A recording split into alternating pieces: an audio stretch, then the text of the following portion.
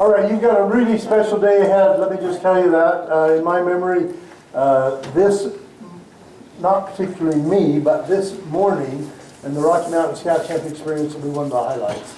I really want you to be prepared for that experience and enjoy it and be ready for it. So I hope in any way, in no way do I distract from that experience.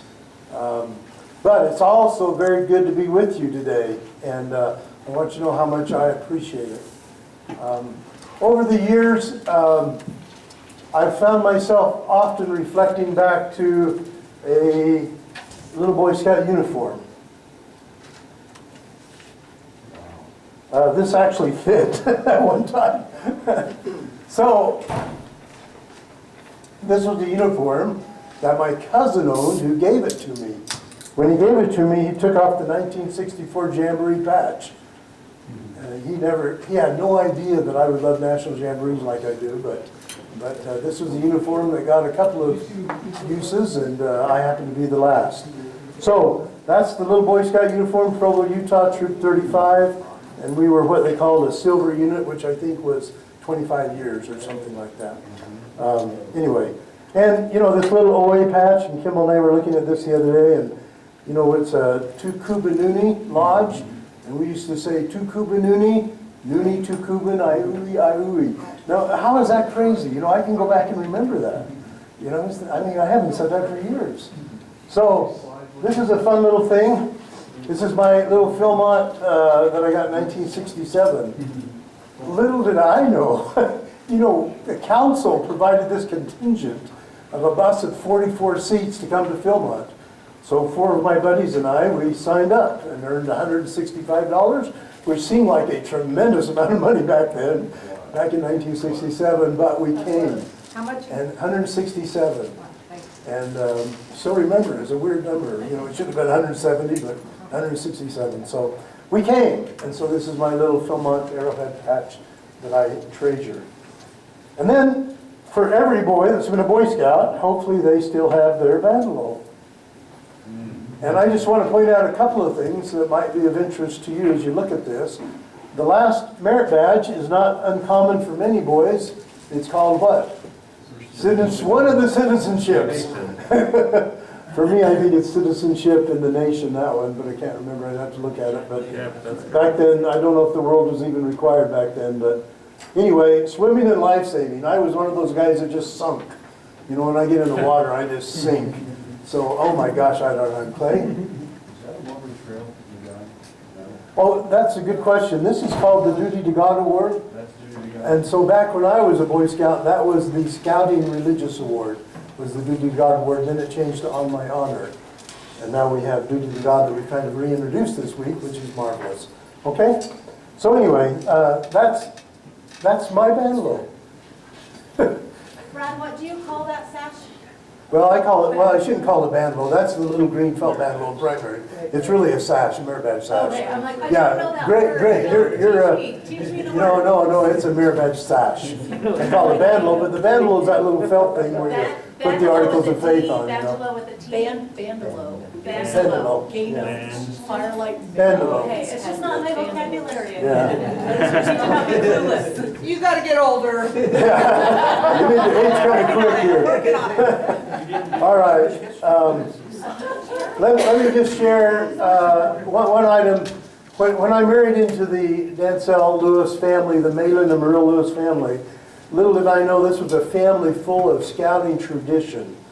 And her father was the 2nd Eagle Scout in Arizona back in its day, and an incredible experience to see this good man who'd spent his whole life in scouting and just loved it.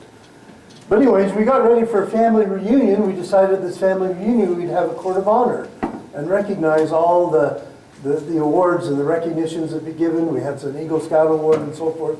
So I went in Dad Lewis's little office and I said, Dad, you're an Eagle Scout. Do you have your merit badge bandolo? And he said, don't have it. We're just too poor. But in his office shelf, he said, but I've kept all the cards. So he kept the cards, but he never got a badge.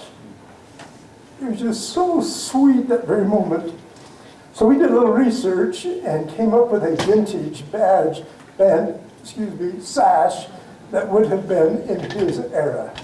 And it was so sweet to give this to this good patriarch, great scouter man. And so I just wanted to tell you that some of these things are so important as we grow up in life, that we achieved, we earned, we did, and it was just good. Okay?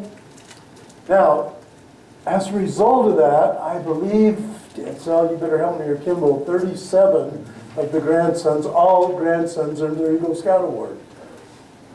As you can imagine, there's 77 grandchildren. Dancel has 11 siblings, 10 that are living, but 77 grandchildren.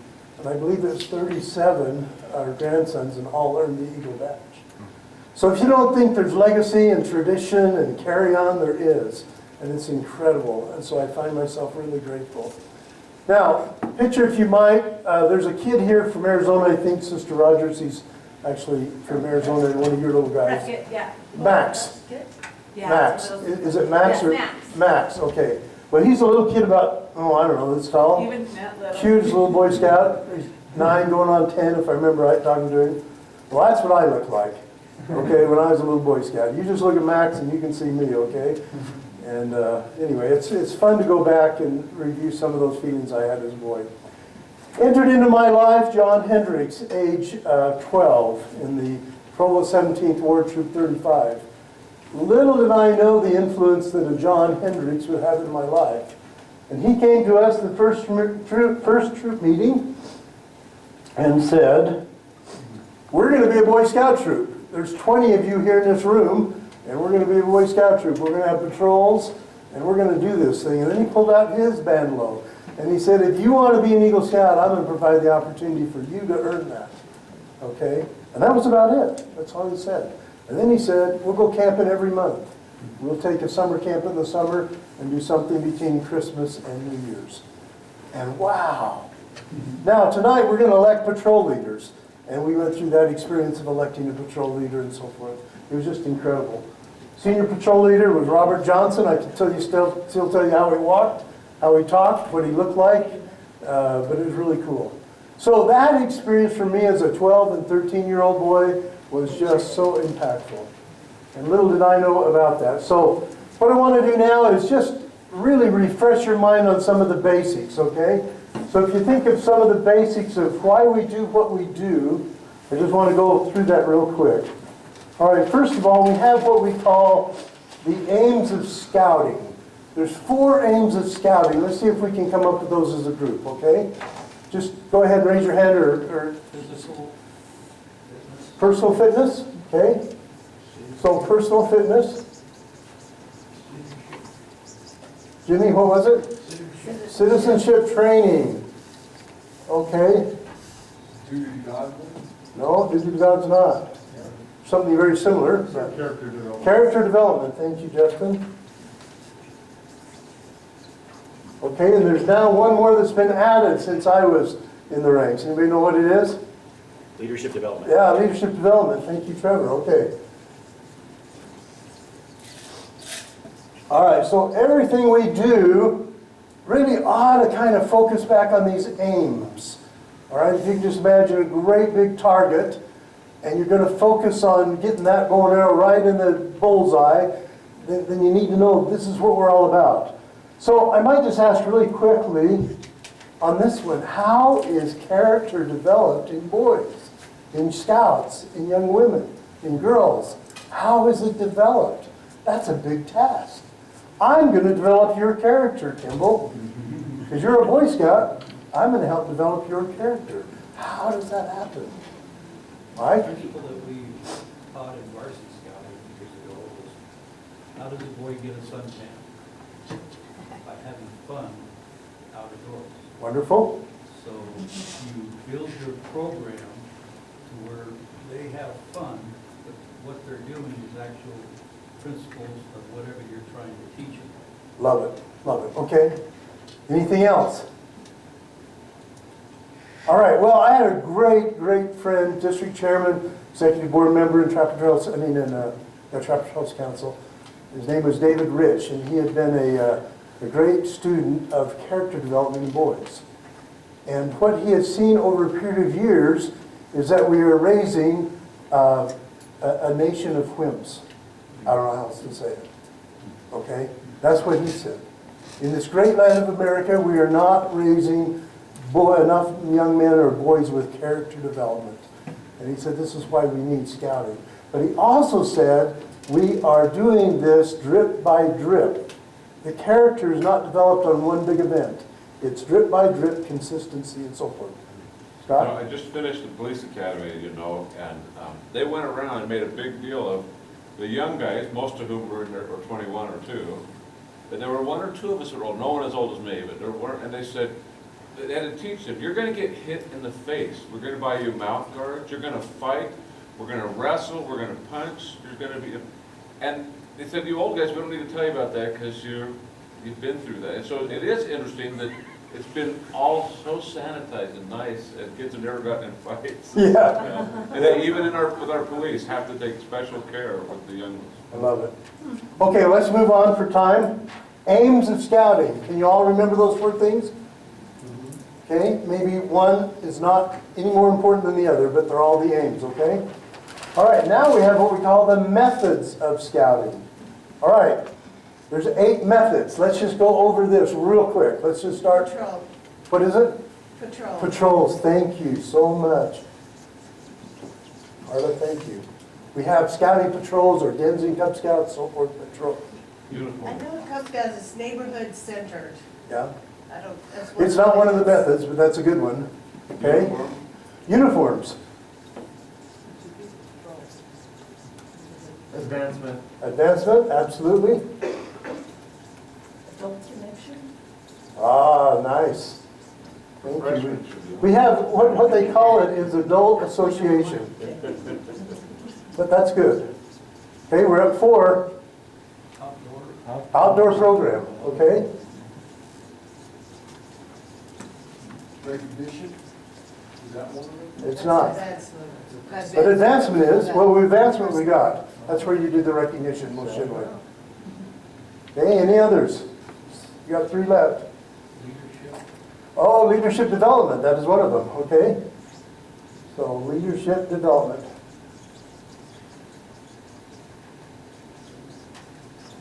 Okay? Any others? We got 2 more. Let's just go over the list. Ideals? Ah, ideals, that's exactly right. Okay, and the last one, Personal growth. personal growth, thank you. So we have then personal growth. Okay, excellent. All right, here's the deal. The aims are achieved by doing the methods. It's real simple. If you want to achieve the aims, you do the methods. In the church, in my opinion, even as a boy, we were really good at what? Advancement. That became a measurable item. We just were really good at it. And probably many of you still are, and that's wonderful. All right? If you begin to look at these, you realize, oh, we can achieve part of the aims of Scout, part of the aims by doing the methods. So we look at this one called ideals. What are ideals? Okay, think about the little relay race we had right over here the other day. And Charles and I helped him. Scout law, Scout oath, Scout slogan, Scout motto. Those are called the ideals of Scouting. Okay, so I want to make sure you know what that means here. Personal growth sometimes is a little bit confusing for people. Personal growth is what? How do we experience personal growth? Challenges. Okay, challenges. I'll just skinny this down real fast. But what the Scout manual says is that personal growth comes on a daily basis by doing a good turn daily. Okay? So that's kind of an easy way to summarize personal growth, is this concept of doing a good turn daily. And then we're going to grow personally because we're serving other people. It's really a great concept to think about. Okay, so those are the methods. All right, so let me just then show you this right here. All right. I like to call this the wheel of scouting, okay? I don't know if any of you have had the opportunity to ride a bike and a spoke goes bad or 2 spokes go bad. What happens to the wheel? Gets really goofy, doesn't it? Sometimes these little ski wampus doesn't quite work right. I think about some of the pioneers that came across the plains, and some of them left without the wheels being cured properly and so forth, and some of the spokes gave out or they came out, and they were just in trouble. Well, if you think about this wheel of scouting, the aims are going to be our hub, right in the center, and then each one of these methods are one of the spokes to the wheel. Okay? So if you think about that, if one of them is missing, if we just take out advancement, will our scouts have the same kind of experience if there's no advancement? Okay? Well, I want you to know that the mothers of your troops will not feel like they got the same experience. If we take out ideals, there is no scout oath or law. It doesn't exist. Are we different? Very. Okay? So you need to know that each one of these play an integral part. Okay? All right. So I'm going to invite some of you up for without notice. Actually, Lyle may have headed out to Rocky Mountain Scout Camp, so he's not here. But Gary, would you mind coming up and take one of our seats? Dancel, will you take one of our seats, please? Right up here. She's not happy with me. Okay, Jake, would you help us out?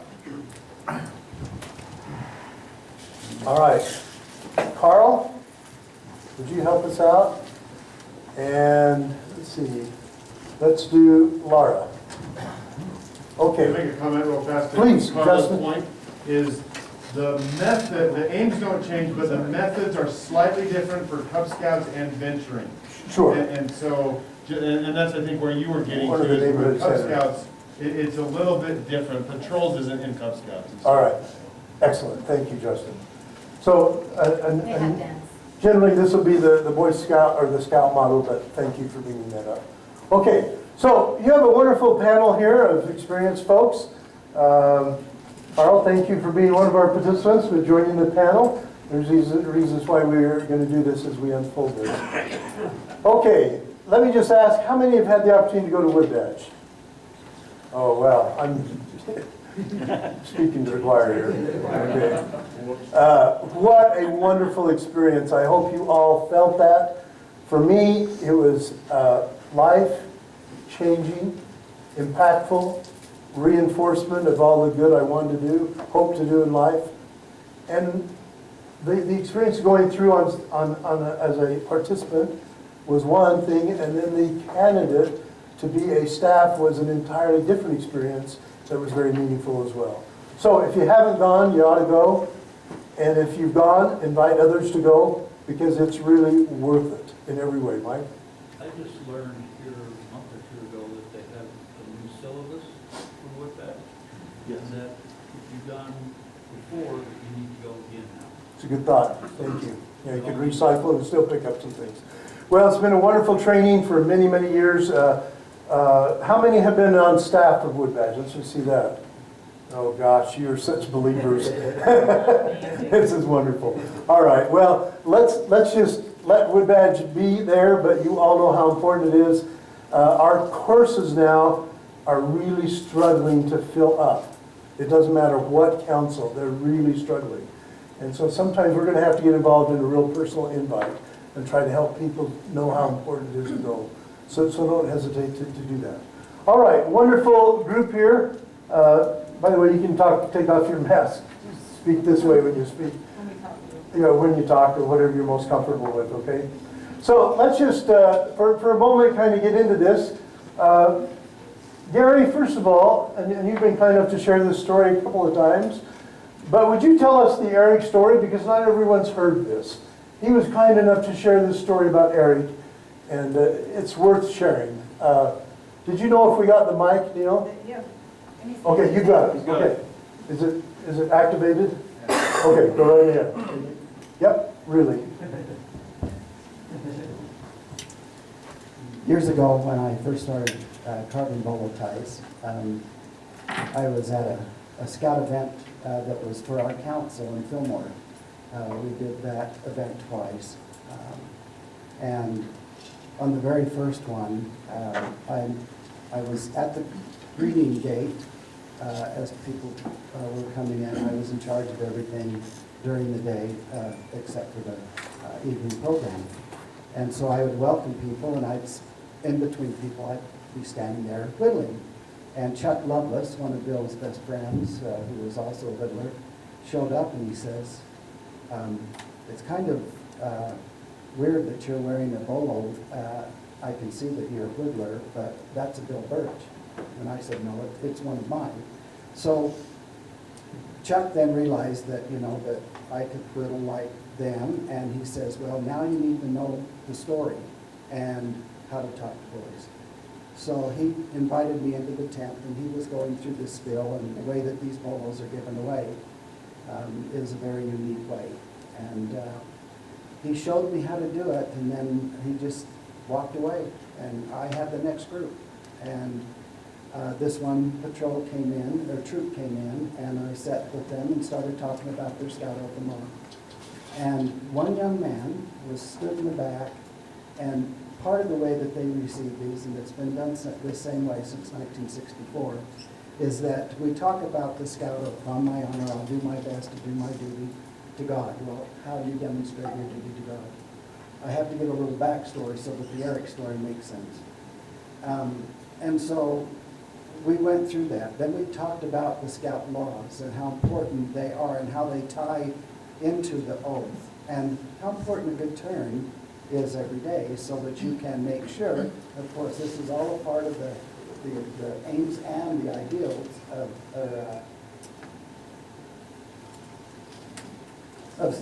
The ideals. of scouting. Yeah. And so I could see this young man just wasn't with me. All the other young men said, yes, Mr. Dollar, I will commit to do a good turn every day for the rest of my life. And we gave him bolos. And Eric started to walk out, and I said, young man, can I see you just a second? And I said, you didn't take a bolo. And he says, I don't know that I can do that. He wouldn't even look me in the eye. And I said, have you got a few minutes? We want to sit down with me? And so he did. And I said, I can tell that there's a few things that are bothering you. You're sitting back a little bit from everybody else, or standing back, and kind of having knee to knee and heart to heart at that point in time. I said, Eric, here's my pen. And I pulled my pen out of my pocket, and I said, are there things in your life that you'd like to get rid of? And he said, yes. I says, well, just bend over and grab some of my whittling pieces of wood, the bigger ones, and just write down those things that you would like to get rid of. Let's talk about it. And so he did. And man, it was a big pile. And then I said, Eric, I can tell you how to get rid of all of these things. And then we went right back through the aims of scouting. We talked about the ideals of scouting and the scout oath and law and doing a good turn.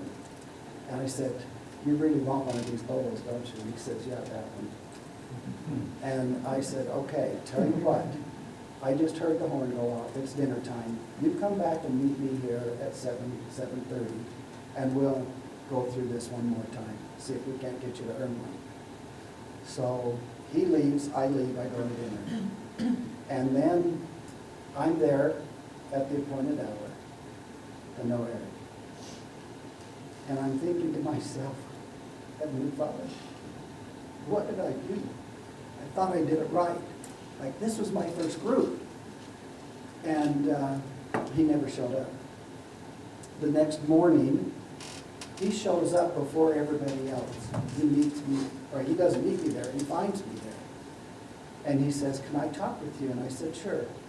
And so I told him, I'm sorry, I misspoke in the story. I said, on a certain page in the New Scout Handbook are the 12 points of the Scout Law. Go and study those and then come back after dinner. Well, he comes back that next morning, and here's his scout book, brand new scout book. He had come back, he had gotten some pieces of wood, he went back to his tent, he wrote those scout laws on those pieces of wood, and when he felt like he could live by that, he glued them into a scout handbook. I thought to myself, some mother's going to be really upset with me. But we go through it, and he gets that polo. And 3 weeks later, one Sunday morning, we get a phone call at home, and this lady's on the phone, And she says, "Are you Gary Dollar?" And I said, "Yes, I am." "Are you a whittler?" "Yes." "Were you at this encampment?" "Yes." "Do you remember Eric?" "Yeah, I remember Eric." "Well, that's my son." Says, "I want you to know what an impact you had in his life. Last night I decided to go in and see him before he went to bed. As I cracked the door open, I saw him on his knees with the scout handbook out, reporting to Heavenly Father how he had done that day." Thank you. This program changes lives. It saves lives. That day, Eric was saved. Thank you. Let's talk about the methods that happened during that conversation and subsequent. Okay, any of these happen? Which ones? They're outdoors. They're outdoors, Adults. adult association, impactful. This wasn't even a troop leader. It was somebody Eric never knew, and guess what? Bingo. Okay, anything else? The ideals? Personal growth. Can you begin to see what happens? It's not usually just one thing that happens, but multiple things. And so these methods all come together in a very magical way. All right? Okay, Dancel, Sister Allen, you're the mother of one daughter and 7 Eagle Scout sons. And you were also the advancement chairman, as I remember, for 14 years. Back when you were doing other things, other callings, whatever, she was still the advancement chairman. Can you tell us why you felt so strong about those board of reviews and little sessions that we would have with boys and chances to challenge them? Or anything come to your mind as a result of your experience over those years? Yeah, I really did enjoy sitting down with those young men and having them make goals with me. And I kept them on. I kept a whole sheet on them always, and they had a date that they'd come back and see me. And just that consistency, they knew they were going to see me, or that I would see them. Should we go find them at troop meetings? Or church, or whatever. I think it really did have an amazing impact, I hope, in their life, as we saw them go through and then sit down there with them on the border. The final border review as an Eagle Scout, that was really a thrill, as I look at their sheet and relay back to them, and this is what you did. That was really a neat experience. Thank you. Yeah, I would watch Dancel hunt down these boys, literally, and talk to them about, you said you would, here's the date, how are you doing, what can I do to help? You know, it's that kind of a discussion. But it was really wonderful because then they owned it, and she just was a little nudge. The other thing that I saw to myself and to other Scoutmasters was what a gift a good advancement chairman was to the Scoutmaster and to the troop. Wow, unbelievable. So thank you. All right? Let's again, obviously advancement is a really simple one. Anything else happened? Because we had a good troop advancement chairman that kind of focused on that. Adult personal growth. Adult. Okay, it's amazing how often this becomes a part of this. This adult association, what else? Personal growth. Personal growth, for sure. Leadership development, certainly the ideals. These kids would often be in uniform, always in uniform when they came to the board review. And those are some amazing questions. I mean, I remember one, it was in another troop in another state, but we said to this kid, well, what are some of your goals? He said, well, I want to be a millionaire, first of all. You know, he said, I want to own my dad's company and I'll be a millionaire. Well, I think he's probably there. You know, it's interesting how these kids make some individual goals of the 13, 14-year-old they come to pass. So you can imagine now that we're accomplishing this in a number of ways. Okay, Carl, let's talk about patrol method in your troop. Is it important to you as a Scoutmaster, and why? Yes, it's very important. So currently on in our roster, we have 44 scouts, and I'm just one person. But I also want to, I mean, obviously I have a great, I have some really good assistant scoutmasters. I have some really good committee members, because there's no way that I'd be able to do it without them. There's no way. Been a scoutmaster without any help, and it was only like 5 scouts. So there's no way to go beyond that. But the patrol method is, I mean, we've seen it, it kind of goes back and forth. I mean, we've really been trying our best to do that, because in the church, we just really didn't follow that method. It didn't really work out that way for the most part, and so Because we had small troops. small troops, It wasn't patrols. or even if, you know, or we just didn't think about it. And in fact, a lot of it comes down to training. Yeah, Even though some of us had a lot of training, a lot of the others didn't, and so just to get people on board is really a difficult thing. But when it comes to working the patrol method, it helps the boys to organize. And it helps it to where I don't have to dictate everything to them that needs to be done. That's one of the nice things is, so at a scout camp that we had 2 weeks ago, it was actually really nice, because a lot of them would come to me and say, okay, what do I do now? I said, well, go talk to your patrol leader. Or, you know, who is your patrol leader? Okay, go talk to them. Or, you know, we have to take care of this one thing. And, okay, well, that's the assistant senior patrol leader's job. Who's the assistant? Okay, go talk to them. And they would go talk to them. And the other thing, I could just go to my senior patrol leader and I can say, hey, this is what's going on. You know, we need to get ready for this. Let's get ready for this. And he would go and run with it. He'd grab his assistant senior patrol leader and run with it.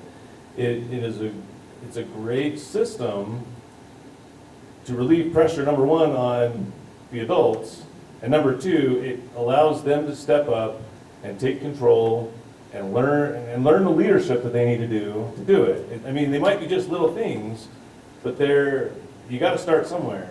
But it gives them the opportunity. If we're always we're always dictating to them what to do, or we're always answering their questions, they're never going to grow. You know, we're giving them the fish. We're not teaching them how to fish. And it's an amazing way to get them to work on it. It takes some time. It is a shift from the past, and something that a lot of them are just not used to, but what a great scoutmaster. it's a great way to really develop those young men. Great scoutmaster. Trevor. Yeah, I just want to jump in real quick. Yesterday, Please. when Scott Sorrells was presenting to us, he gave me his card. And you remember how the theme used to be every child deserves a trained leader? Yes. The new theme is every child deserves to be a leader. Oh. To be a leader. Which is Oh, what it cool. is. Patrol method. Be a Love leader. it, love it. Thank you. Please, thank you, Carl. Gary? Where do we give them the opportunity to learn leadership skills, to prepare to be a district leader, or a zone leader, or a father, Yeah. or, a housewife? All of these things and leading people, if they don't have it, do you think we're doing a very good job in our deacons forums, teachers forums, and priest forums now? Not We're everybody. not, I'm sorry, and I'm in the deacons forum at home. And we have a great president, but the rest of them aren't leading, or aren't learning these skills. That's why we need scouting, Love to it. prepare them for life and leadership. And I just want to add Please. that this is the safest place to make mistakes. This is the safest place where you don't want to make those mistakes when they're out on the missions. Those are harder to recover from. Making mistakes as a leader in your patrol, you can overcome that, you can keep moving forward, all of that. There's a lot of forgiveness, a lot of grace. in That's so scouting. wonderful. Thank you for sharing that. Any other thoughts? Please. This is the hardest thing I've had this year as a leader is really, really, number one, understanding it and letting it happen or making it happen, because I'm just a doer. Let's just get it done. And I'm good. I'm just that mama who's, hey, you're not doing anything, get doing something. Yep. And let's stay on task and let's get things done. Or I follow up anyway, and I'm being stretched by implementing this, and I don't think I'm very good at it. Really. Well, you'll grow. You will be. Yeah, I'm always really good, because it's always, I like things done my way. Yep. And so I have a hard time, if you want things done, they say if you want it done right, do it your way. It's really, if you want things done your way, you do it. But so to let go of that and let things not be perfect is really hard. Yeah, it's a gifted skill. Yeah, this is It why we're really not in is. the same troop. I love it. We would just Get it But, done. but you know, if you could just fast forward, That's why you have Mark and I have Derek. I love it. Remember, Well, thank it's not you. about you, You got- it's about them. It Yeah. got too hard. It got too hard to try to do that. I can't think of anything more important that we do than this patrol method. I mean, it's crazy, but I just don't remember, now again, we're Provo, Utah, okay, but we were the Cougar Patrol. Is that cool or what? You know, I mean, it was a real easy slam dunk when we decided what patrol name to be. It was fun. Laura? It was at a discussion like this at Philmont, as the young women's camp leader, getting ready to prepare the girls to lead at camp, that I thought it was like this bursting moment in my head, and where are the young women going to learn these leadership skills? And it said to me, it's your job. It's your job to teach your YCLs how to lead, and just let them do it. And they do a fantastic job. And the same with our presidencies in our young women's program. They need to learn it as much as the young men. And at that point, only the venturers were able to, or the explorers or venturers were able to do that. I love it. So it was an aha moment for me that our young women need it as well. Yeah, absolutely. Thank you.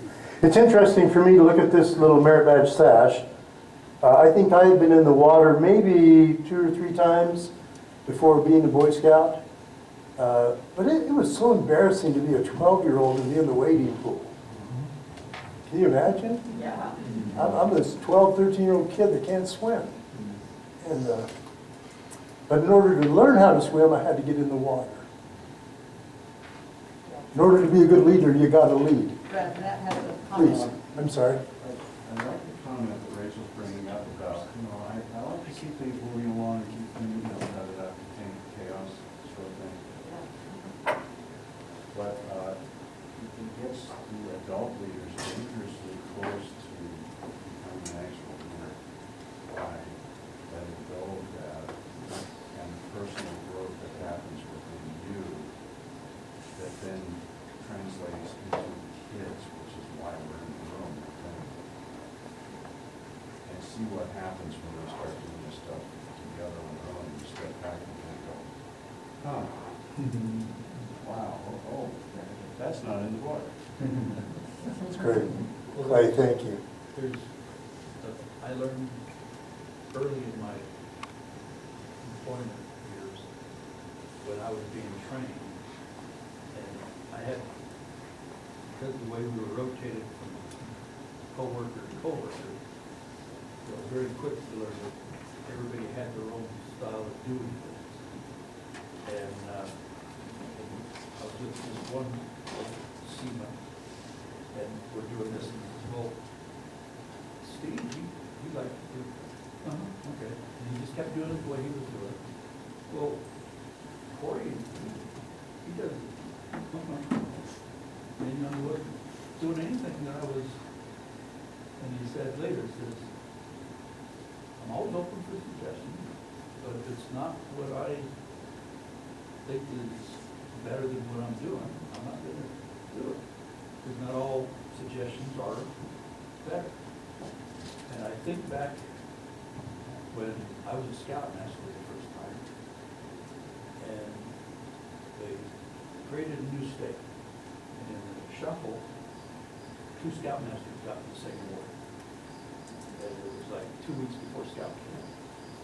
And they said, okay, I'd only been barely a year, and the other one had been 2 or 3 years, so let's make him scoutmaster here assistant. Okay. And so we're going, he's a gun hole, I mean, he just, let's go, you know, it was great leader. And, you know, as you go to camp and they have the troop do various activities, he's right there telling all the people. And I said, Scott, we had a milk jug of water. I tell you, come over here, you need a drink. And so when I distracted him. And it was half the day that I said, I mean, I did it 5 or 6 times, and about the 7th or 8th time, he says, I know what you're doing. good. After that, whenever we're in an activity, It's great. I just say, Scott, you need a drink. Yeah, got it. Great story. Thank you for sharing that. You can do anything so many different ways. Yep, It may not be your way, but you did get it done. love it. Michael, if Matt starts saying that, Scott, you need a drink, I'm gonna know. All right. I'm gonna know. Matt, you had a comment? One more comment about this. These comments are so great. I just wanted to add one more thing about the control method, and this is what you're talking about. This is often one of my answers to parents. I have heard a few times, why do I need scouting? My husband can take our boy camping and he can teach him all this stuff. He can teach him the ideals. But what they cannot do is the patrol method, because that's how they learn. That's how they learn that development, how to be a leader. You cannot do it always as a parent. And so that's been my answer to a lot of people. That's why we do scouting, and it's the patrol method. And maybe because in the past they didn't understand that. Great thought, great That's thought. great thought. Thank you, Matt, that was powerful. All right, yes, Lynn, Chair, please. I too have been an advancement chair for a long time, and I was struggling with this one group of kiddos, and put a lot of time and effort and prayer into it. Here's the answer. Teach them to use their keys. That's good. And it was really humbling, because it was like, oh yeah, I don't have those. Those aren't mine to exercise. And it always kind of puts me back in a place that I'm like, that's right, not my job. My job is to help you learn how to do it, because you're going to be the next leader. Yeah, so true. You know, we could probably carry on with this, but for lack of a long time, we'll carry on. Clay? Oh, no, we will still. I mean, just for this control method. All right, Jake, we're gonna go to Jake. Nothing really. All right, here's this man, Jake Nickel, who was the CEO of Leatherman, Leatherman Tool Company. Is that right? And also serving as the volunteer council president of the Cascade Pacific Council in Portland, Oregon. This is big, okay? It's a huge assignment, great Boy Scout Council, big job. I just wanted to ask Jake, why did you choose to be the council president when the plate is already pretty full? My wife asked that same question. Well, my history in scouting is not like many of yours. I have as deep of intellectual testimony of scouting as anybody alive. But you have an experiential testimony of scouting that's much, much deeper than mine. And I think about that, Brad, in the context of your question. And I think about my scout experience, which was the same depth as most of yours. I had wonderful experiences on the trail. I learned this, and I'd like to be curious that kind of peer-to-peer training is not on this wheel, by the way. Oh, interesting comment. Because I think about, me putting rocks in Scott Olson's backpack on a 50-miler because he couldn't keep up. And, today that might be called bullying. Yeah. But back then, it was just the way we taught each other, and it came back and forth and back and forth. So I think, Brad, when I was approached to serve in the council, I drew back on my experience of scouting, but then I also drew on, I've had an opportunity, like many of you, to be involved in other nonprofit organizations. I've had the opportunity to lead a few of them. And I always have said, to everybody that's ever asked me, and it's been a constant question and I've answered in my mind is, but I've never ever seen a commitment or a passion in leadership, youth leadership, like we see in scouting. There's nothing. I mean, the gap between all the other organizations I'm aware of in scouting is huge. And I've sort of debated that question. What is it? What is it that makes us different? And it comes back to just what we've heard today, this idea of principle-based, but action-based leadership. And as much as there's so much good going on in other organizations, there's something about scouting that has driven this to a level that we've never been able to achieve elsewhere. And so, so to me, it felt like a calling that said, if I can make a small contribution, and then the final part of it is not quite as positive, but we at Cascade Pacific Council were ground zero for many of the problems that now spread through all of scouting. And I was a business guy, and I felt like maybe I was trained a little bit to help with that. Absolutely. But the opportunity to be able to watch and observe folks like you that live these principles was a thrill of my life. Thank you. Thank you very much, Jake. You know, it's interesting to reflect on my career, which was 37 and a half years with the Boy Scouts in a career professional executive leadership role.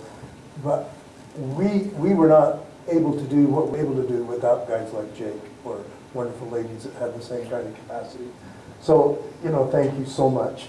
And I'm always amazed at people who open their pocketbook, open their time, make in their calendar a new slot for scouting where there was no time available, and it just makes such a difference. It just truly does. So, all right, Laura, you've been a mother of boys and a mother of scouts. Can you tell us what it's meant to you to have this scouting experience in your life? That not only has it helped me to be a better leader and learn these skills of stepping back and letting them learn to lead and learn, but also I think that scouting from the start, I have 6 Eagle Scout sons and 2 daughters, and one of them's an Eagle because she went to Woodfest.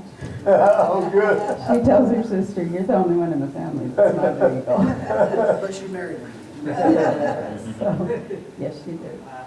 So anyway, I think that in our life, in our family, that scouting has become much like the gospel.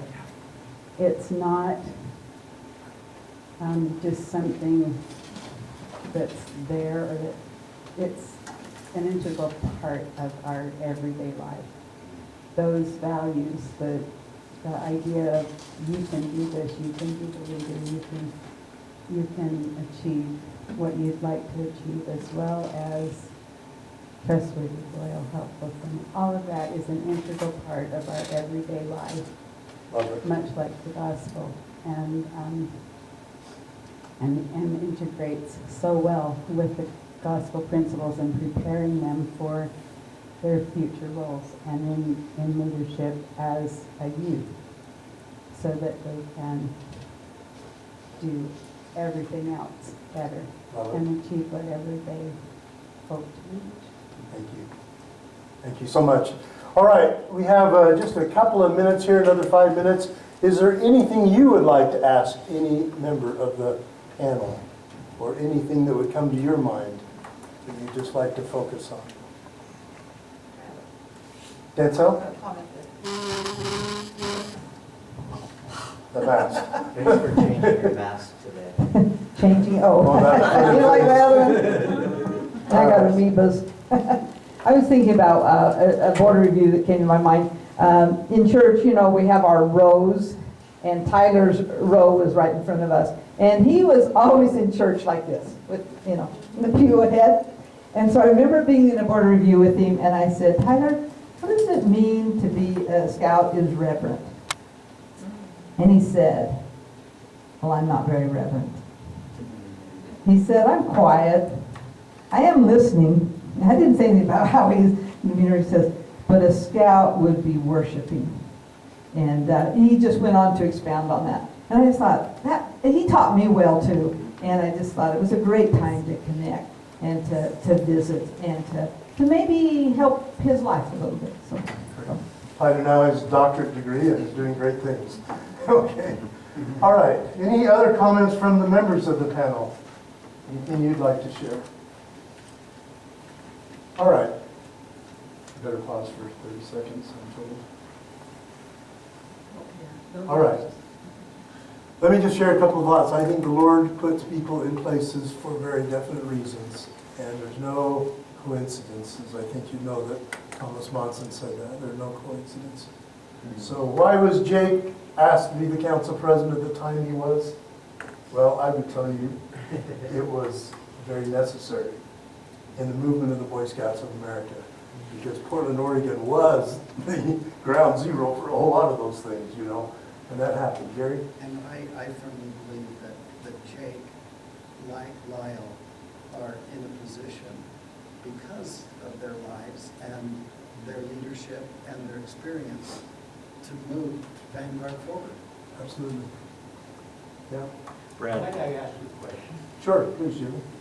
What did you gain personally from that experience?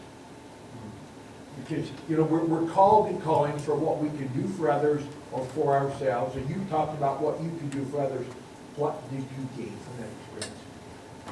Well, it's interesting, this both is a sort of church answer and a scouting answer, which kind of melt together, but I found the principles that we use, and Laura mentioned these, the principles that we build our faith around actually are pretty good Gentile principles for running a business. And so we did things like we held twice annual general conferences in our company. You would call them that. And we developed a set of principles. I'll talk a little bit about that maybe later this morning, but we developed a set of principles. We developed a scout oath, scout law. And so the training that I got from sort of a high level, you know, was so directly applicable to my, you know, to me and my business, my years of that. Personally, again, I cannot overstate the impact that folks like you have had on me of getting to observe the impact that folks like you have had on our children. I've seen it again and again and again, oftentimes again from more of a distance, but it's just so inspiring to hear, you know, Gary talk about Eric and hear Jim Beam talk about things that so many of you know Jim Beam have talked about. And so I kind of a rambling answer to your real specific question, but that principle-based teaching of things that I've been able to observe and you've all been able to observe has application in our everyday lives, and there is not this separation. I would submit if we're, you know, one way when we're at work, and another way when we're at home, and another way when we're in our church calling, then we're probably not living the principles that are available to us. Good. Great thoughts. Thank you so much. Well, this has been delightful, and I've enjoyed it. I've learned a lot.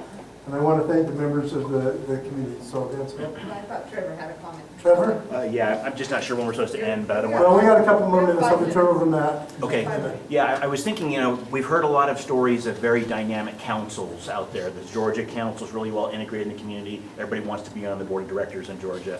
Brad, you and I talked about Chief Seattle, some of the fantastic volunteer and donations that are going there. I'm sure Jake, you got some experience there in Portland. I didn't even know there was such thing as a volunteer chief executive of the council. That's really cool. What can we do to mimic that in other councils across the United States and help them all have that community impact at the senior levels? Well, that's a loaded question. But, you know, I think we all share best practices. We share things. If something's working in one place, it probably could work in another. And you can see that on a unit level or a district or a council. It doesn't matter. But people refer to people, and relationship with other people is probably the key. I think it is, that personal relationships and this has to occur. We always come I back have to that. one comment. Sure, please. You know, some of you might be aware, I was involved with Charles and we reorganized and consolidated 14 different councils during the church's departure. And the one recommendation I would make to all of us in scouting is that scouting had this amazing legacy of 110 years of what I call incremental growth. We really grew by, or shrunk for the last 30 years, by tiny increments. And that's part of our strength, is that we weren't whipsawed back and forth. And I've heard, I think it was President Hinckley that talked about, you know, what that question from Mike Wallace about how do these old men, you know, run the church? And he said, well, isn't it great that we don't get whipsawed back and forth and back and forth? And I think that incrementalism has been a great, great foundation for scouting. However, It's also a problem when you undergo existential change like we are seeing right now. And I would challenge all of us to think about not just relying upon these principles that work so well for our 50 years or 20 years or 30 years of scouting, but we have some existential threats. And so back to your question, I think we've got to think a bit differently about attracting leaders, attracting kids, and our methods of incrementalism need a bit of a refresh in a time like this, where we've got to be thinking of it differently. But I hope that isn't doesn't sound like scouting heresy. No, that's great. But our realities are so different, and I saw this as we try to merge councils that have 75 years of wonderful, wonderful heritage and memories at every scout camp were identical and reprinted again and again and again. And that was positive, but it's also limiting. And so we've got to think about changing the way we reach kids. But anyway, Good thoughts. Ansel? So can I do a plug for Scouting Fun, right? I think we have lost, our kids are going to sports. I think that's where we're losing them, if they're involved in anything. That's part of the problem too, is that happening. But, and sports isn't bad, is it? I mean, there's team captains and they learn some good things. So we have to continue to make scouting fun, right? So that they want to, and then, fun gets their attention, and then we teach them, right? Okay, thanks to our panel. All right, thank you.